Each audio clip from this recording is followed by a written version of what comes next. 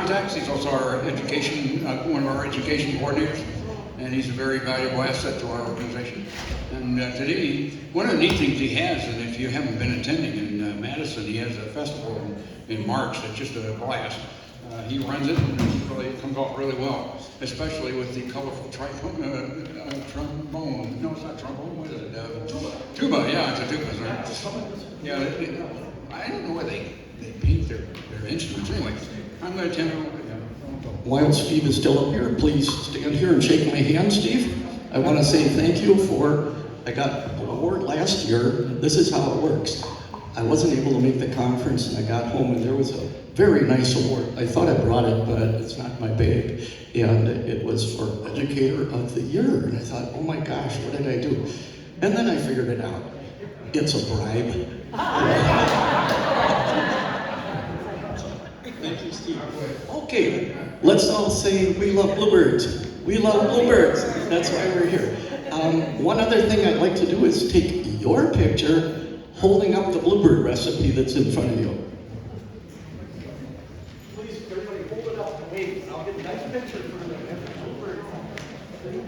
There you are. Thank you. We are ready to go.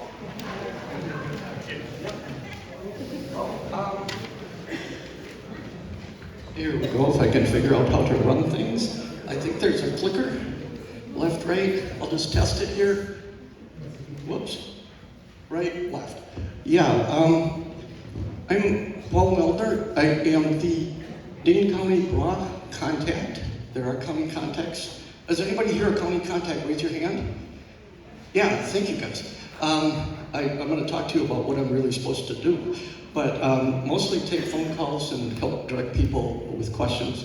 The other thing is also help them find sources for Bluebird boxes. I'll announce it right now. I have some extras in my garage. They're out in Tim Hansel's van, and if you connect with me at lunch, we can walk out there if you need a few boxes just for cost of materials, so fair enough. Just connect with me.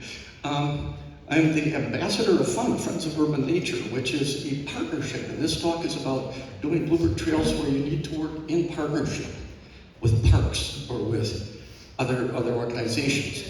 And it's a really important part of it. It's nice to just make a box and go out and put it up in our own land, and we do that. But even there, we need to follow some sort of recipe. What are the steps? When do we report? And all those things. Most of you already know that, so I'm going to announce. Does this sound okay? Yeah.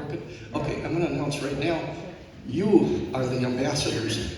And that recipe is actually not for you, because you guys mostly know this. We'll go through it. But you know some or all of it already, hopefully, and this will help us answer any questions. And the second thing is, you're the ambassador who can then help other people start a Bluebird trail as their mentor.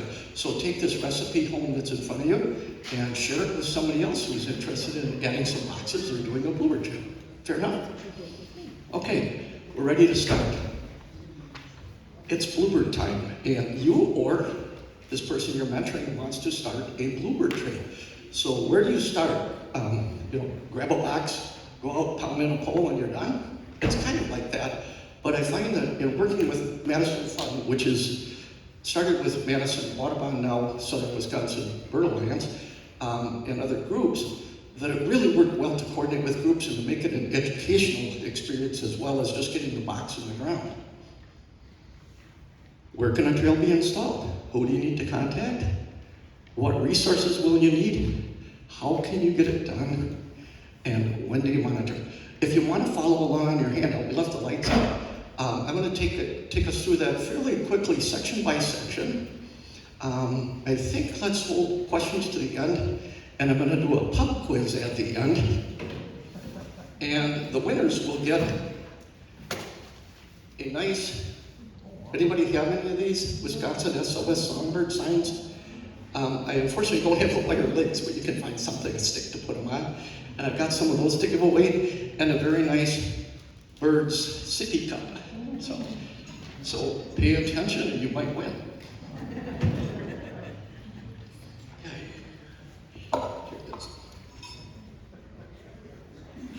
It's kind of like cooking.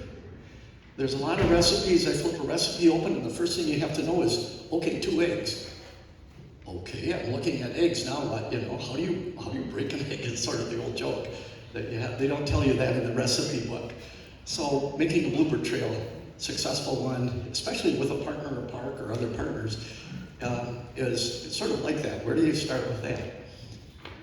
This BRAW recipe will hopefully help you and your person that you mentor cook up a successful Bluebird trail. And there are a few steps, but I try to master the art of getting a lot of info on one page. I apologize if that's too fine to read. I'll take you through it step by step. We first learn the basics. Anybody doing a Bluebird trail is going to want to know, just kind of like Joy with the bees, you want to know something about the birds. Who is the house for? What does it need? And what does monitoring actually incur?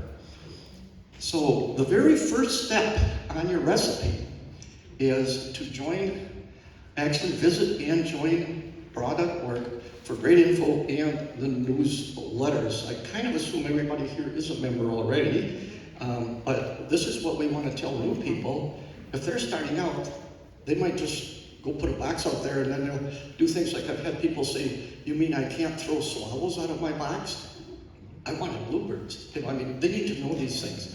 For one thing, there's federal laws involved. So the Bluebird Restoration Association of Wisconsin has cred. It's had good researchers. It has Pat Reddy to help put all the information together. So this is where we start with anybody new to a Bluebird trail, and even for some of us when we need reminders. Anybody who doesn't have it, I left copies on your seats. BRAW does ask for a $2 donation for the info pack, and you can take these, but please leave a donation in the little donor cup out there by the lunch area or snack area when we do that. And it has, you all recognize this, right? If you don't have a copy, grab one. There's some on chairs around the room.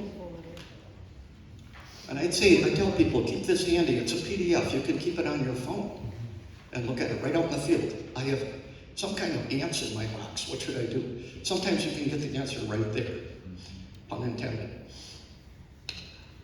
So probably the most important thing is to understand that we are building a box. It's called a Bluebird box, but it's basically a piece of accommodation architecture. That's a term I made up. It's how do we as humans accommodate bumblebees? We leave chipmunk burrows. How do we accommodate bumblebees in another way? We leave flower stems. How do we accommodate nesting birds that need cavities?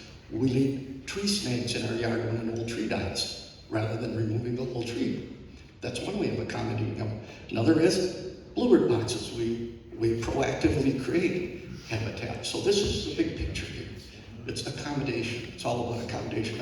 I have a degree in ethics, and I dearly believe in that accommodation of both other people and other critters. So who are we accommodating here?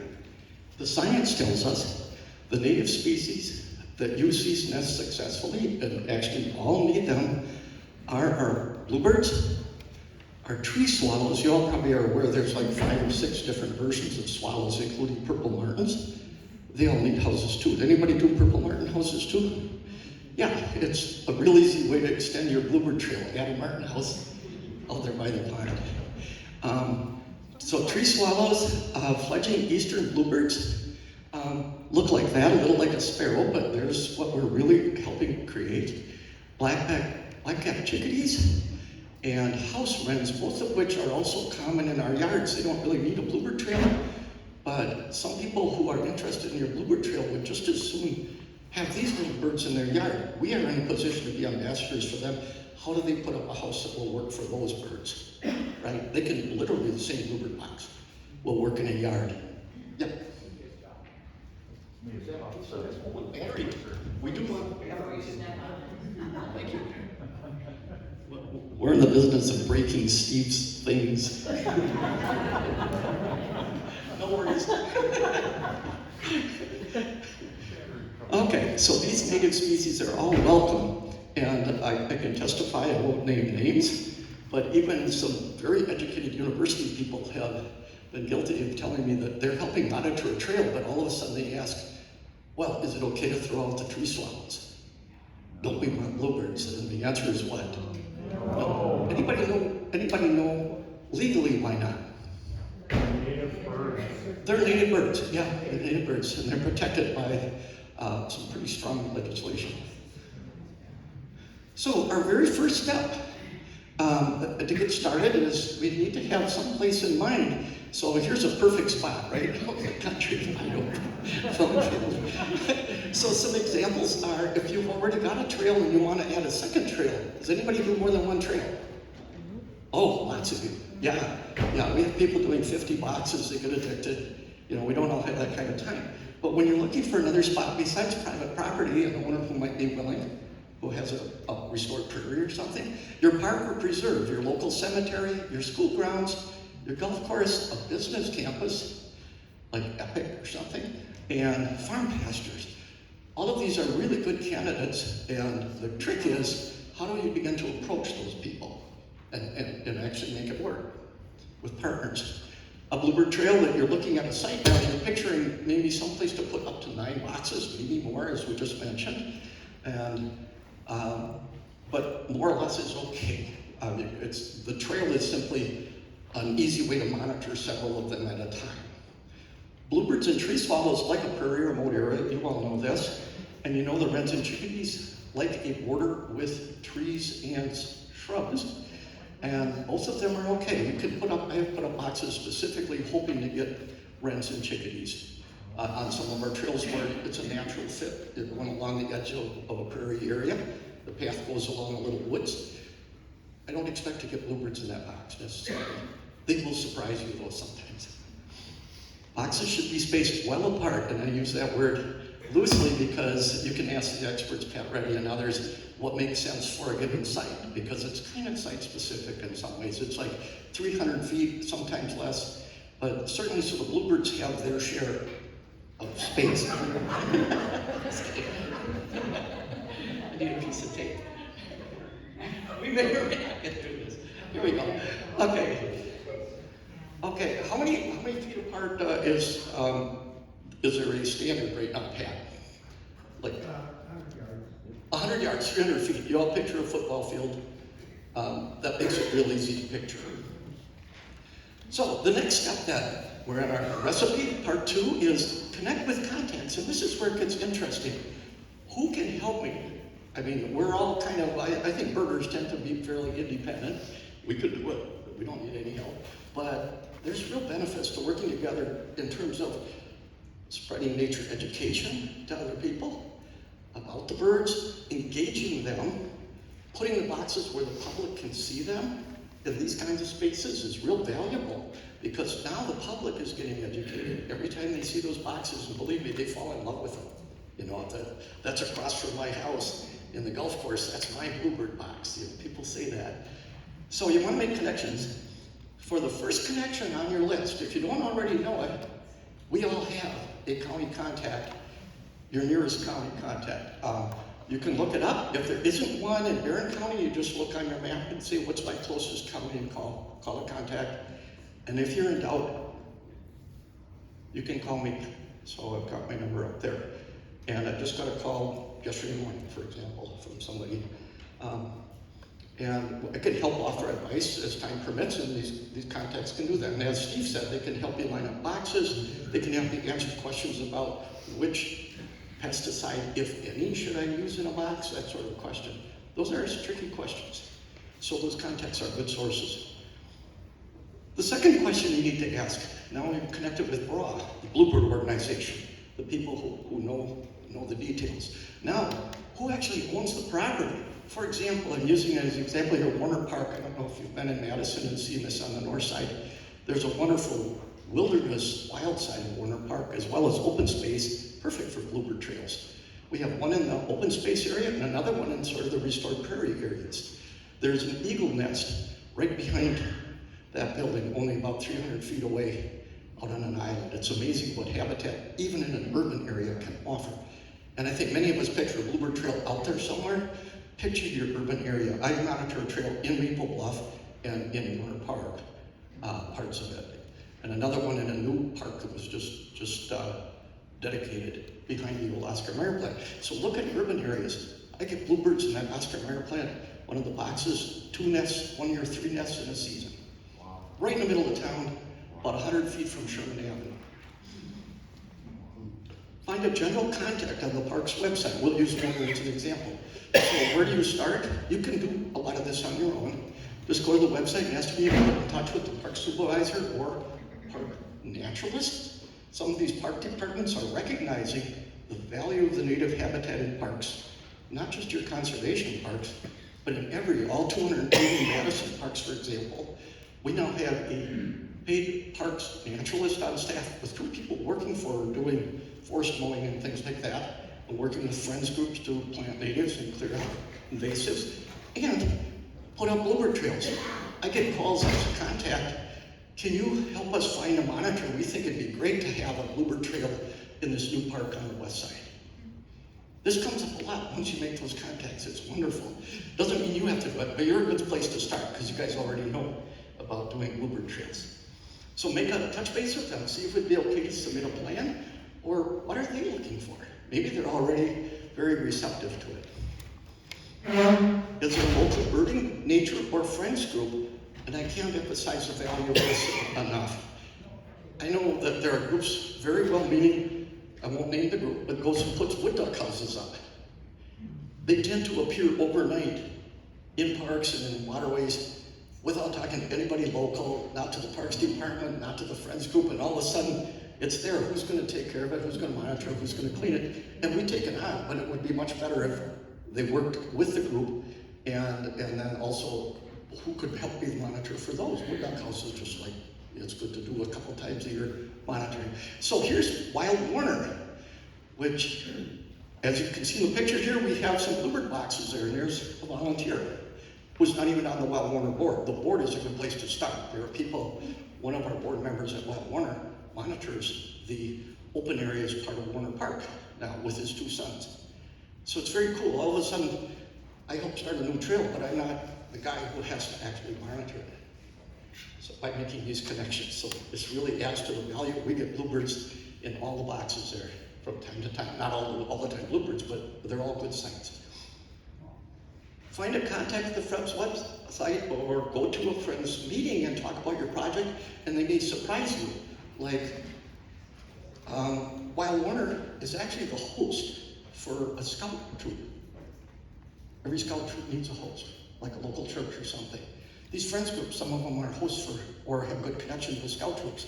Those scout troops, you don't want to count on them to monitor, right? They're kids, they don't monitor. But you can mentor them, or they may help monitor when they can, but they would dearly love to help with putting up the houses or building the boxes if they can do that. And I've helped with quite a few of those.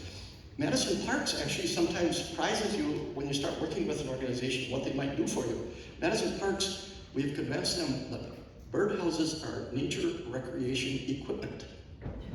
If they can afford to put up a clean light on a soccer field, they can afford to pay for bluebird house and box materials. And they do. They even help pay for Martin houses now, because they've come around to seeing that that is as much fun for some people as watching a pitcher stand on the mound. They can help them to throw the ball. A lot of people would just as soon sit out there and watch those boxes. So it's being seen as nature recreation equipment, which all of a sudden you're not in a position of having to come up with money. Or if there is a grant, it makes it a lot easier to get that grant. Is there somebody in the group who can be a backup trail monitor? Every trail should have a backup. So now that we've sort of got our connections and our location in mind, let's write it down as a plan, paragraph or 2, and look at what does it take to actually install the trail. And any time of the year is okay. I want to double check this, Pat. Do you have any, or anybody? That's pretty much true, isn't it? It's better to do it before the ground freezes. Well, yeah. Yeah, true. A little easier for them to hold it. But you don't have to wait till spring. In fact, how early do the birds come back, some of the scouts? Oh, March 1st. March, yeah, summer here all winter. I like to get them out in the fall. Yeah, fall is good. So here we are. A great time to think about this. Discuss your plan with your contacts at BRAW, a bird buddy or partner group.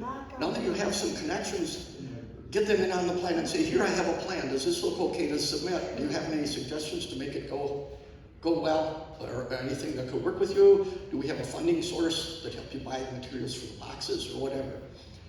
They will give you input and advice, even if you don't ask for it sometimes. So that's fun stuff. Submit your plan to the location owner or manager. This actually made it easier to work with parks. Instead of saying somebody went out and put up Bluebird houses and now they don't know who's in charge of them. You gotta wear their shoes. We're in a civilized society. It works because we partner and we work with other people. So we don't see parks as our enemy. We're gonna get a Bluebird house in there even though they don't seem to care about that kind of thing. You say, hey guys, how can we work with you? And the way we do it in Madison is they have a form for doing parks projects. And all you do is check the box. Am I gonna prune or remove trees? And I'm donating a memorial or a bench. Or this one was actually one I did that was bird camp habitat monitoring. I was putting bird camps out by Bluebird boxes and by burrows to see what kind of wildlife was going on by a beaver dam. We got a river otter right in Warner Park, for example. So you do that, and you just write Bluebird Trail. Okay. Now they might want a map. So now that they say we're open to this, you can submit a request to do this. The property owner says, yeah, where are you going to put these on my farm? You guys know that part. The farmer doesn't, may or may not. The Parks Department may or may not know the details. That's our job, is to say what makes sense for locations like Pat was pointing out. And so you go out there and you lay out your trail. This is the Warner Park Open Space Bluebird Trail. And it's very easy. I can do it, any of you can do it. There's a thing called maps.google.com that will let you create a pin map, or you can simply sketch one. And at this point, there's a reason for doing the map, a second reason, which is you can get GPS points. Has anybody ever done that on your phone? Okay, how hard was it? So easy. Take it from a person who's done it. It is easy to get the GPS points in your boxes. That's actually quite useful in the next step. You want to make or obtain boxes and poles. Engaging scouts or the public or kids or school groups is just wonderful for this, as Steve knows. Like with Madison Parks, as a BRAW contact and a Madison Park contact, we were asked by Parks to host some Bluebird box builds. And then we shared information with the families and kids about BRAW, and they each went home with a box. It was cool. Or actually in that case, in one case, they helped build a bunch of boxes for a trail that was going to be in that park. So having kids involved is wonderful. BRAW may be able to provide a box to get started, and you can get the details on what the current programs are for that from Steve, and resources. And you can call me if you want to, if you need help finding a source.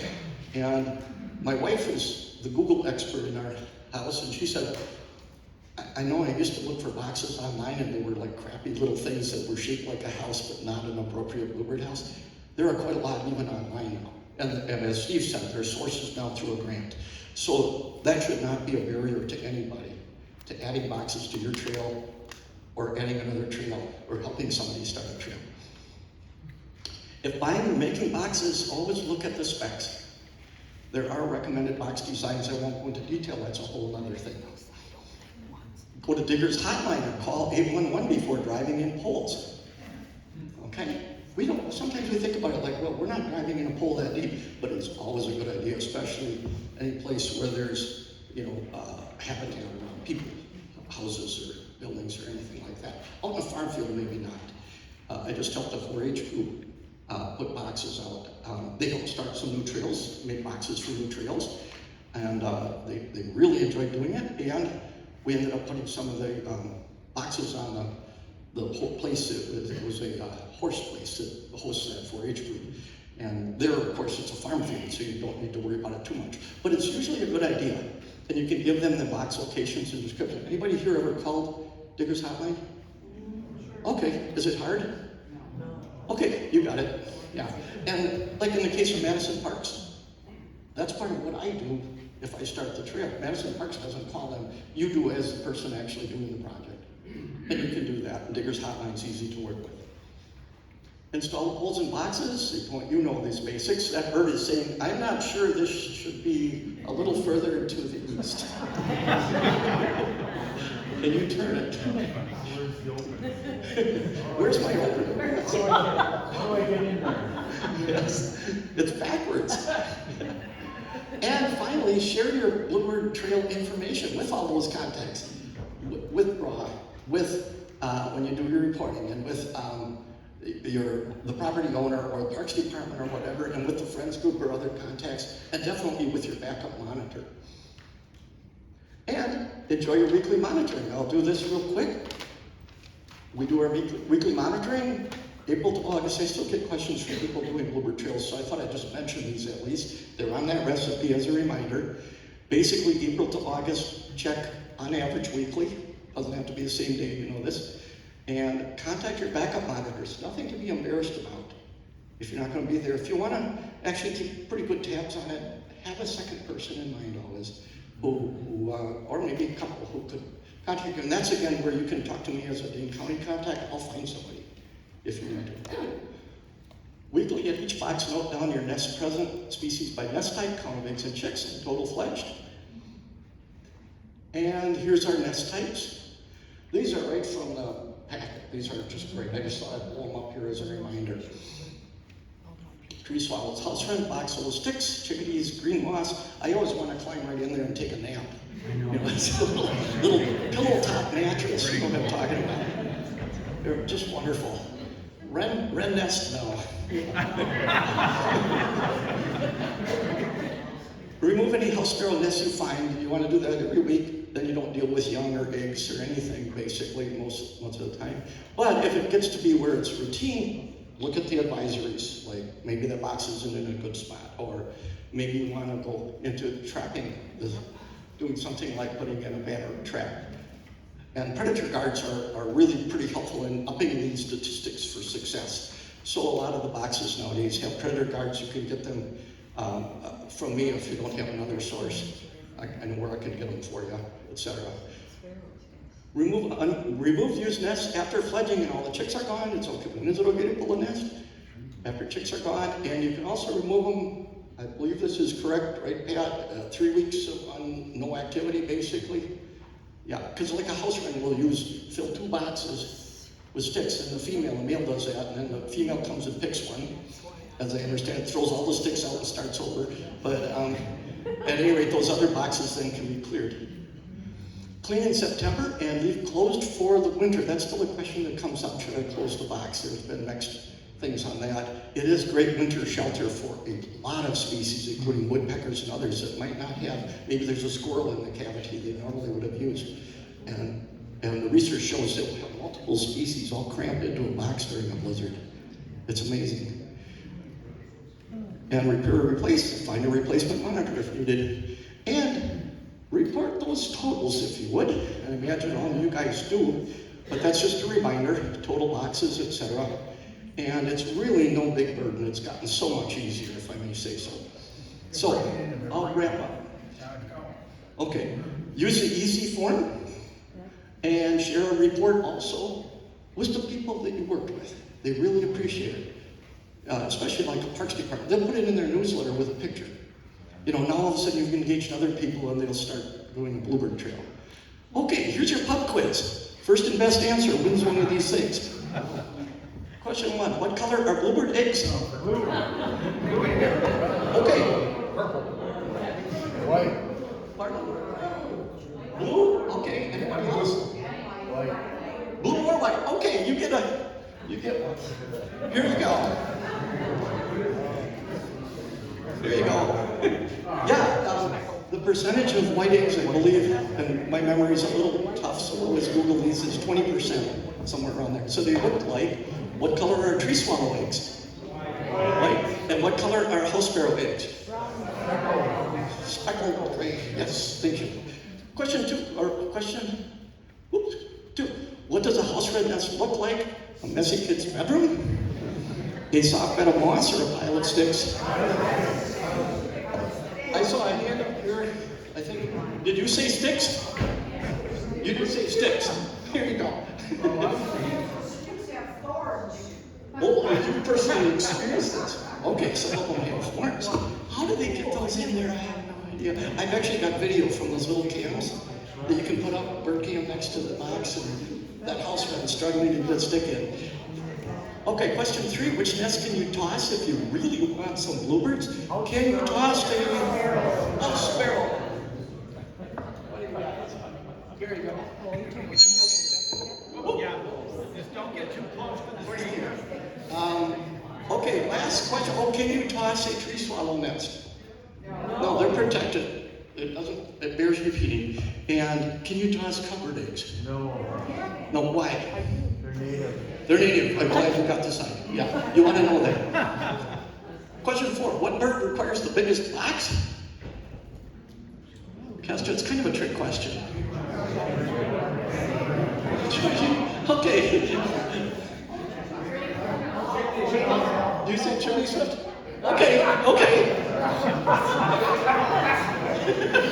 You learn, but that's okay. You learn fast. They like a whole chimney. But I got news for you. That's another project waiting to happen. In some places, they're doing sort of triangular under the eave chimney swift houses. Okay, for nesting. But right now, 1 chimney swift nest per chimney. You go put up one of those big towers. That's a lot of work for one nest. And what's that called? A chimney swift? Chimney swift, yes. There's the triangular. Yeah, normally it would be a whole chimney, leave it open, or a constructed one, which can be wood, with a rough inside, or if you Google it, I won't put it here, but they make houses for them now. You're 6 minutes into their. Yeah, but we're starting to avoid. That's okay. Other questions? Oh, okay, if somebody has another question and somebody else answers it correctly, they get a nice sippy cup. Who has a question that's going to pop quiz? Anybody? Any questions about the plot? You do ask them personally. Yeah. Yes. Do you like set out for the Michigan Bird Observatory? They'll recommend for if you have the sparrows that set up, spraying the eggs so that they can hatch. Oil eggs? Yeah. Does anybody know the answer? Can you Could you, I'm sorry, the question is, can you oil house sparrow eggs like they might do for goose eggs in a park as sort of a humane way of doing it? You know the answer? Yes, yeah. There you go. You can do that. It works, except that they will build them out and they'll lay again. So they'll realize it after.